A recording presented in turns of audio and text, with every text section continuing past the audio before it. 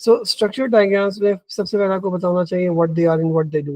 So structure diagrams, they help us understand the complex programs and help to identify the relation between the modules. और इसमें एक जो keyword होता है that is कि they tell us about the hierarchy of the modules. Hierarchy, you guys know what it is. Basically, it's the levels in an organization.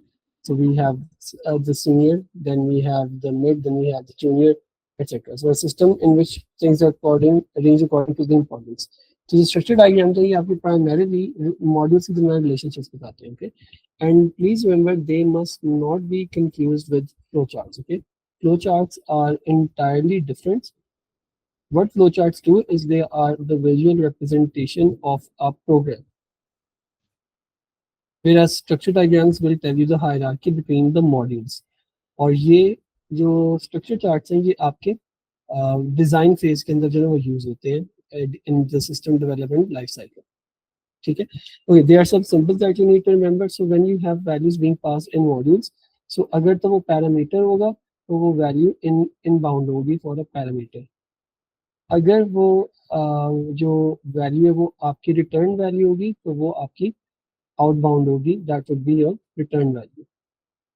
ठीक, सो एक तो ये चीज. सेकेंडली, अगर आपके पास कोई भी वैल्यू है और उस एरो का टेल फिल्ड है, सो दैट मीन्स कि ये boolean value, so this means कि you are returning a boolean. और सिमिलरली अगर ये इनबाउंड है तो दैट मीन्स कि you are sending a parameter that is a boolean. Okay, then you have the selection statement. ये आपकी फ्लोचार्ट वाला सिंबल है. इस तरह से सिलेक्शन स्टेटमेंट बनती है. व्हेन यू चूज के either module A or module B, etc. Then you have the repetition. So repetition we use the looping symbol like this. So अगर आपको कोई भी मॉड्यूल रिपीटेडली कॉल करेगा all modules को, तो हम उसके ऊपर एक रिपीट का साइन बनाते हैं like this. It means कि मॉड्यूल जो है ये रिपीटेडली कॉल करेगा. And then you have byref. Byref आप लोगों को याद होगा, byref के लिए we draw a double sided arrow. This means कि ये again byref का मतलब है कि ये आपका पैरामीटर पास हो रहा है. This is not a return value. ठीक है, और अगर तो ये इसका सर्कल फिल हो जाएगा तो इसका मतलब है कि ये बूलियन बाय रेफ है, बाय रेफ पैरामीटर है. और अगर ये आपका अगर ये आपकी वैल्यू जो है ये आपकी जो सिंबल है ये फिल नहीं है, so then that means that it is not filled. Okay, then it's a non boolean value. So बस आपने ये चीज याद रखनी है कि जब भी टेल फिल्ड होगी तो it will be a Boolean value, and when the tail is not filled, it is a non-boolean value, which means it is string, integer, real, char, etc. ठीक है, बस इसके अंदर this is literally all you guys need to know. So अब जैसे ही हमारे पास एक structure chart है, इसको हम डिड्यूस करते हैं कि इसमें क्या हो रहा है.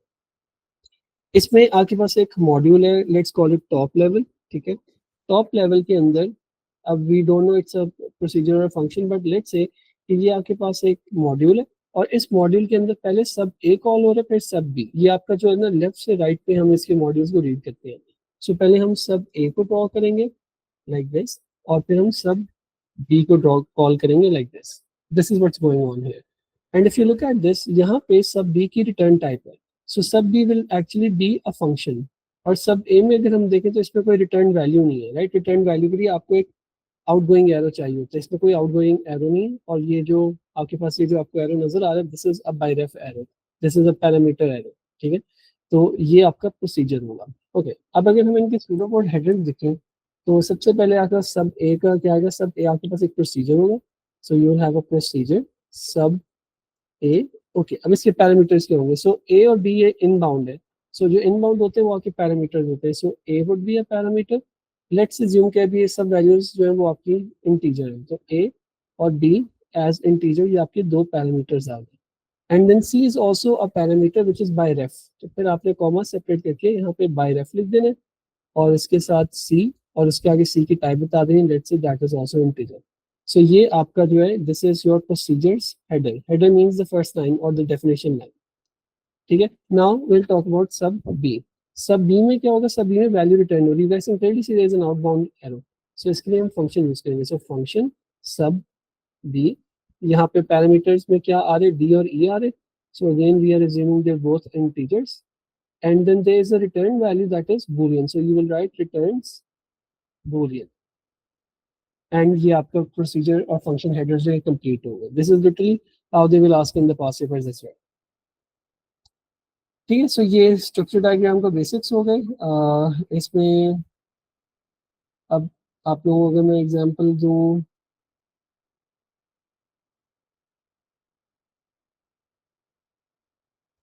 इसमें हम अभी आते हैं क्वेश्चंस पे। Okay, high structure of a feature chart, इसमें क्या होता है, आगे पास हायरार्की ऑफ मॉड्यूल्स होता है, इटरेशन होती है, सिलेक्शन होती है, and the parameters that are pass between the modules, this is all the stuff that you show in your structure diagram और द स्ट्रक्चर चार्ट्स। ओके, अब हमने इस वाले का जो ना एक स्ट्रक्चर डायग्राम बनानी है, so let's try to make this. You have these modules इनकी definition है। A fourth module renew calls the three modules in the following sequence। So मैंने आपको बताया था कि up to down अगर हम पढ़ेंगे तो लेफ्ट से राइट आपके जो ड्रॉ होंगे। सो अभी मैं यहीं पे बना रहा हूँ। यू विल हैव वैलिडेट सबसे पहले, ठीक है, validate, then you will have lookup, they must be on the same level, and then you will have update. ये मैं इनकी शॉर्ट फॉर्म लिखता हूँ, आपने ऑब्वियसली फुल फॉर्म लिखी है। And renew is calling all of them, right. So यहाँ पे आपके पास जो फर्स्ट लेवल पे आएगा वो रिन्यू आएगा, और रिन्यू से you will be passing lines to all these modules।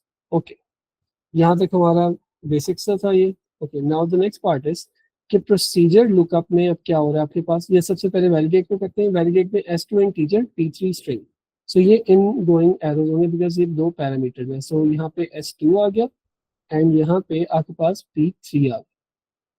Okay, and then it returns a boolean, right. So यहाँ से एक फिल्ड टेल वाला एरो आपके पास आउटबाउंड हो जाएगा। Then we have lookup। lookup के अंदर एक p4 integer parameter ingoing है like this p4, and then there is a byref m4 string। so byref के लिए हम क्या करेंगे, we will draw a double sided arrow like this, and since it's not a boolean इसकी tail fill नहीं होगी।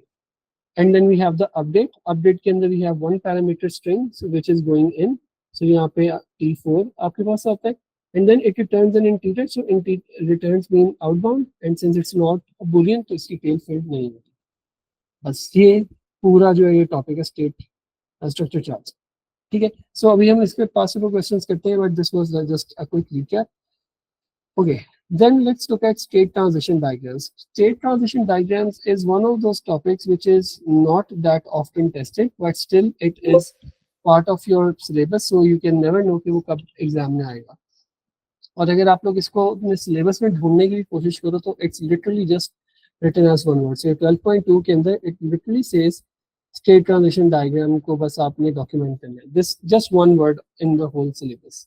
सो यहाँ पे आके थोड़ा सा जो है फिर जो आपको लगता है कि ओके ये तो इसका बहुत बेसिक सा टॉपिक होगा, बट वो बेसिक क्वेश्चन भी इसका जो है ऑलमोस्ट 4 to 6 मार्क्स से जो एग्जाम में आ जाता है। Okay, so what are they and what do they do.